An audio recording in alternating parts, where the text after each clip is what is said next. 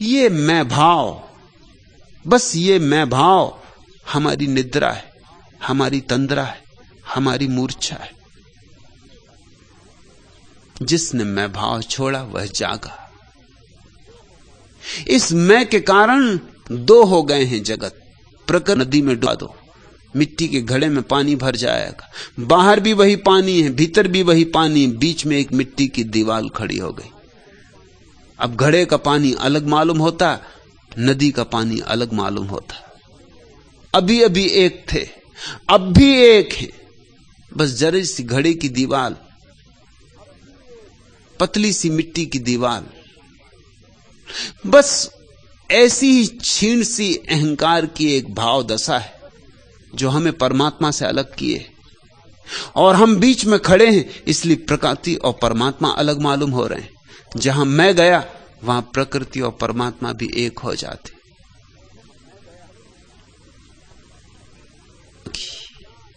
अहंकार खोए तो ही याद आए, या तो मैं या तू।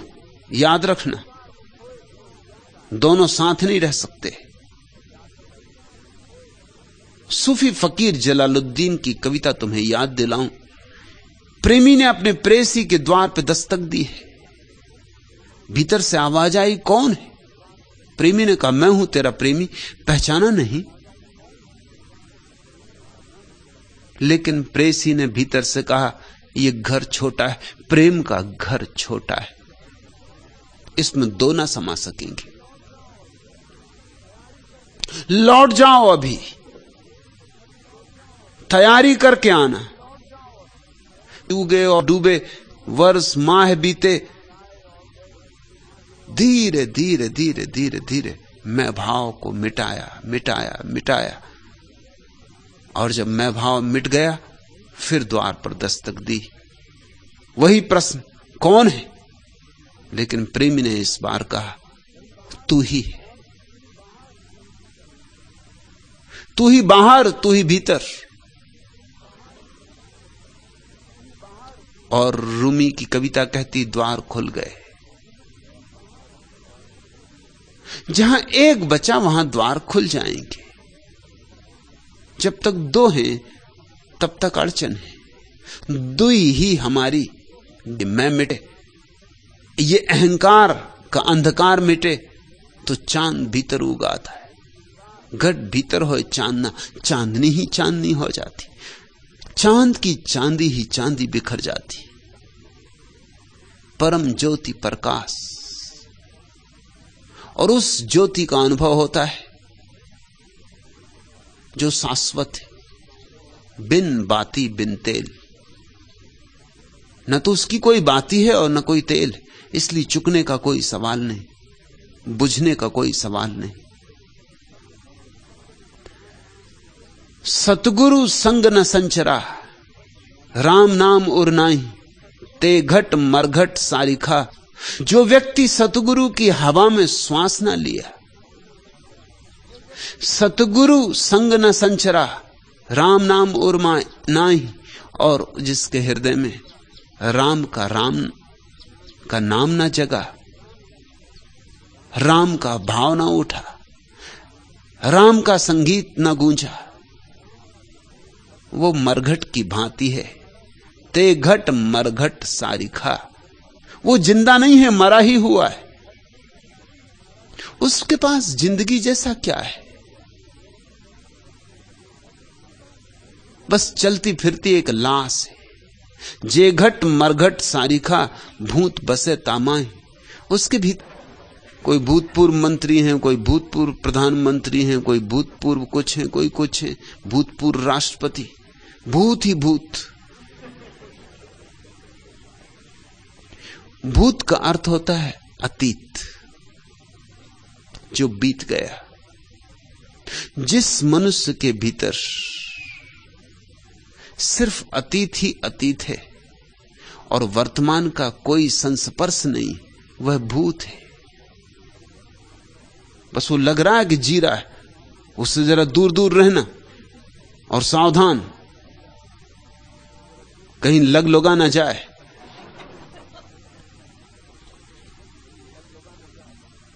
अरे कल जो बीत गए हैं उनको इकट्ठा करता रहता है। मन है ही क्या सिवाय स्मृति के, और स्मृति यानी भूत। अतीत से छोड़ो नाता, वर्तमान से जोड़ो। काश एक क्षण को भी तुम्हारे भीतर भूत ना रह जाए। भूत नहीं रहेगा तो उसकी छाया जो पड़ती भविष्य, वो भी नहीं रहेगी। भविष्य भूत की छाया है। भूत गया, भविष्य गया, तब रह जाता है शुद्ध वर्तमान। हीरे जैसा दमकता और चमकता यह क्षण। सदगुरु अब सिर्फ अभी और यही है। सदगुरु शुद्ध वर्तमान है।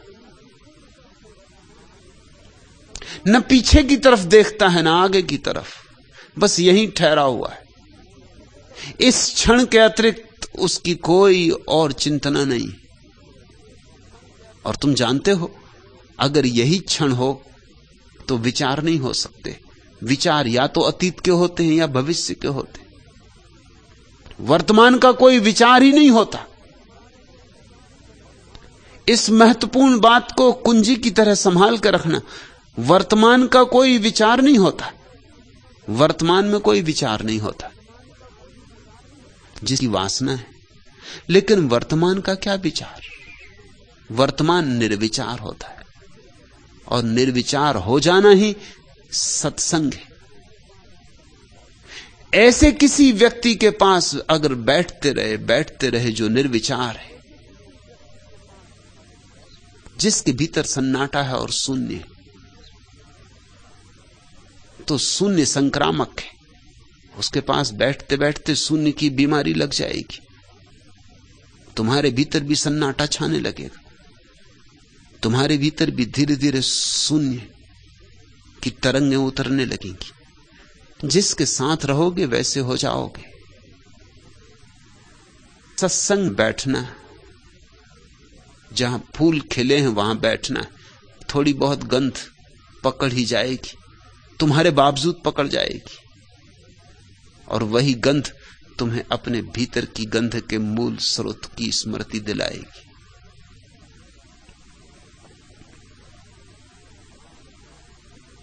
सतगुरु संग न संचरा, राम नाम उर नाहि, ते घट मरघट सारिखा, भूत बसे तामाहि।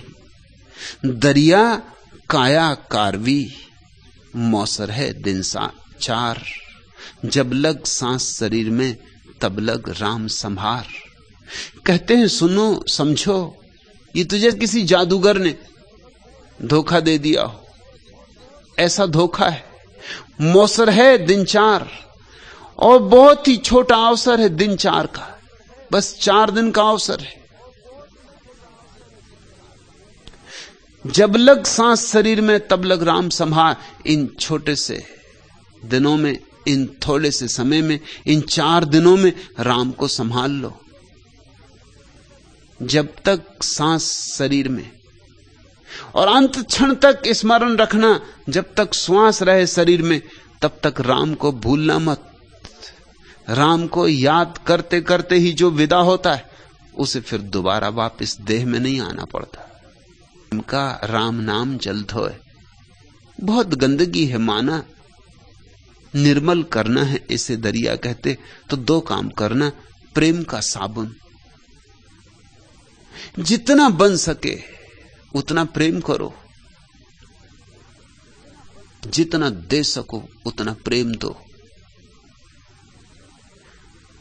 प्रेम तुम्हारी जीवनचर्या हो। साबन लागे प्रेम का, राम नाम जल धोए। तो प्रेम से तो लगाओ साबुन, और राम नाम के जल से धोते रहो। प्रेम और ध्यान, बस 2 बातें, तो चूके अवसर। दरिया सुमिरन राम का, देखत भूली खेल। धन धन है वे साधवा, जिन लिया मन मेल। दरिया कहते हैं जब से राम का स्मरण आया और सब खेल भूल गए, और सब खेल ही हैं। छोटे बच्चे मनोपाली का खेल खेलते, बड़े बच्चे भी मनोपाली का खेल खेलते। छोटे बच्चों का बोर्ड होता मनोपाली का,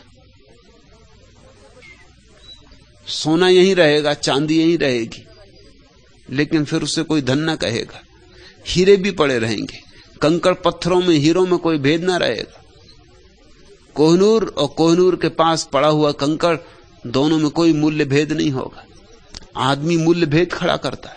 सब मूल्य भेद आदमी के निर्मित हैं, बनाए हुए, कल्पित हैं। दरिया सुमरिन राम का देखत भूली खेल, और कैसे कैसे खेल चल रहे हैं। किसी तरह प्रसिद्ध हो जाऊं, लोग मुझे जान लें, लोगों में नाम हो, प्रतिष्ठा हो, सब खेल है। याद करो, वैज्ञानिक कहते हैं जिस जगह तुम बैठे हो वहां कम से कम 10 आदमियों की लाशें गड़ी। इतने लोग जमीन पर रह चुके कि अब तो हर जगह मरघट है। बस्तियां कई बार बस चुकी और उजड़ चुकी। कई बार मरघट बस्तियां बन गए और बस्तियां मरघट बन गई।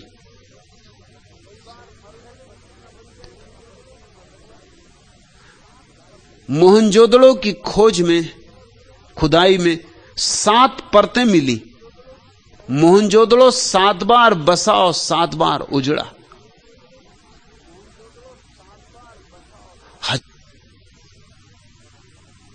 फिर भी खेल नहीं छूटते। खेल छूटेंगे भी नहीं जब तक कि राम नाम का स्मरण ना आ जाए, जब तक प्रभु की तलाश तुम्हारे प्राणों को न पकड़ ले, जब तक उसकी प्यास ही एकमात्र प्यास न हो जाए, तब तक खेल छूटेंगे भी नहीं। हां, उसकी प्यास पकड़े कि खेल अपने आप छूट जाते। फिर ख्याल करना फर्क। दरिया ये नहीं कह रहे हैं खेल छोड़ दो, दरिया कह रहे हैं राम याद कर लो, खेल अपने से छूट जाते। छूट जाएं ठीक, न छूटें ठीक, मगर इतना पक्का हो जाता है कि खेल खेल है, इतना मालूम हो जाता है। रामलीला में रोते फिरोगे, झाड़ झाड़ से पूछोगे कि हे झाड़, मेरी सीता कहां है?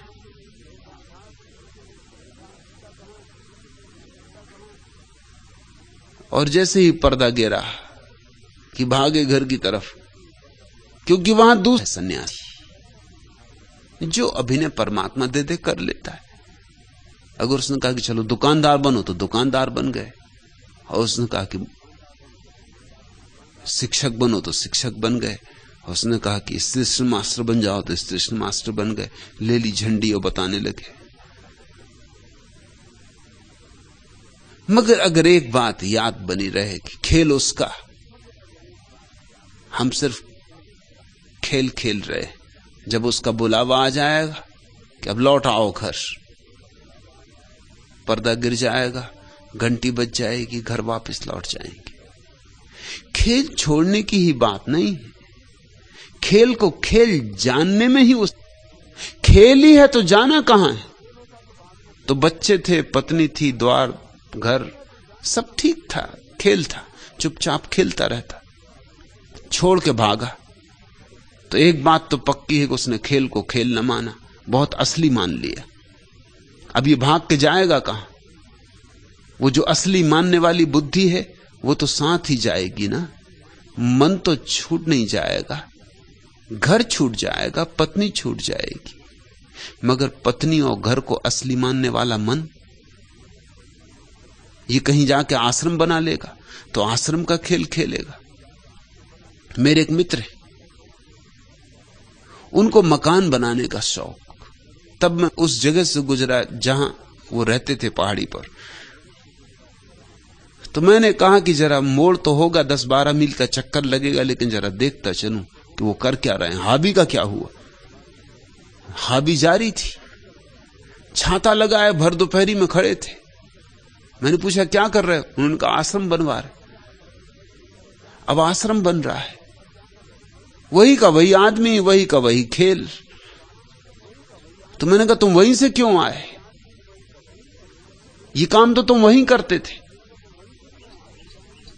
और सच पूछो तो जब तुम मित्रों के मकान बनवाते थे तो उसमें कम आसक्ति थी, ये तुम अपना आश्रम बनवा रहे हो, इसमें आसक्ति और ज्यादा हो जाएगी। बस बात खत्म हो गई। फिर जहां हो वहीं विश्राम हो गया, फिर जैसे हो वहीं संन्यास्त हो गए।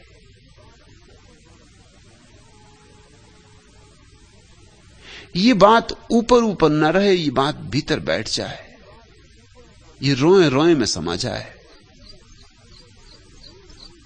एक गांव में रामलीला हुई।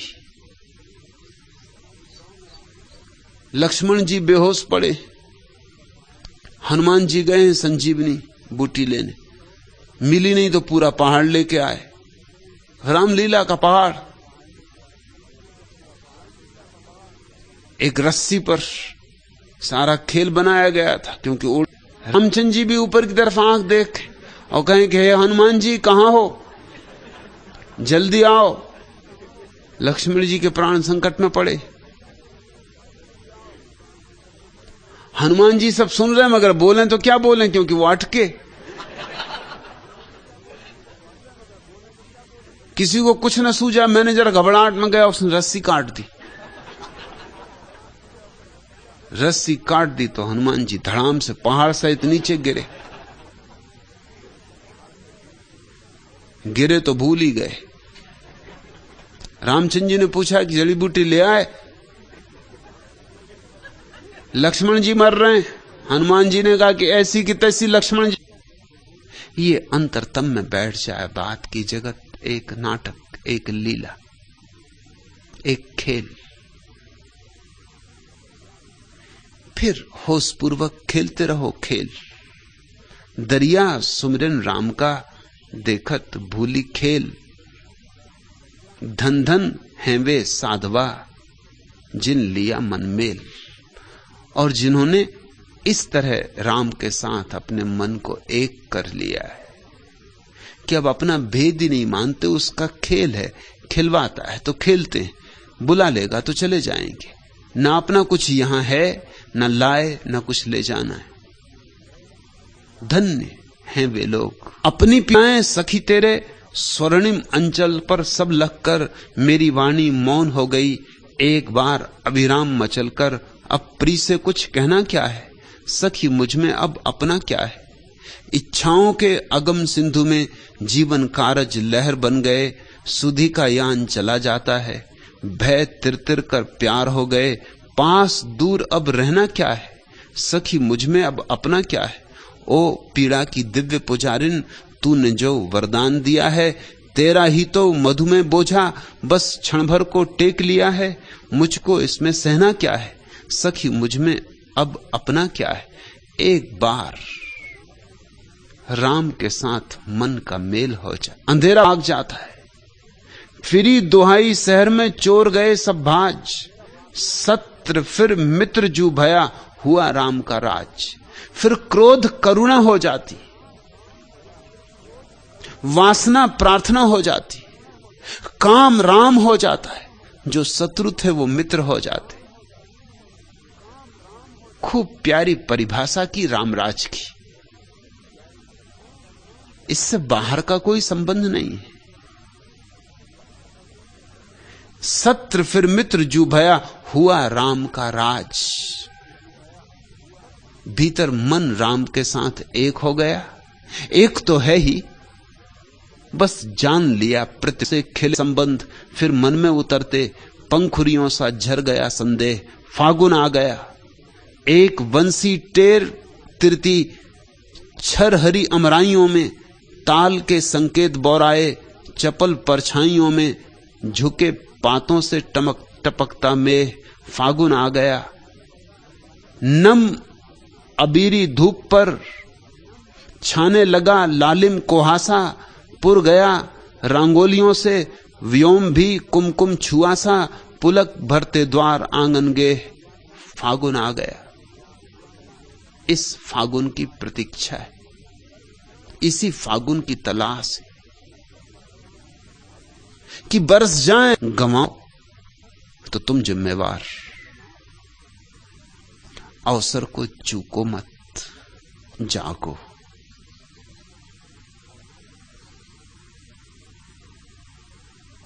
अमी झरत बिकसत कमल, दरिया कहते हैं अमृत बरसता है और कमल खिलते हैं। आज इतना है।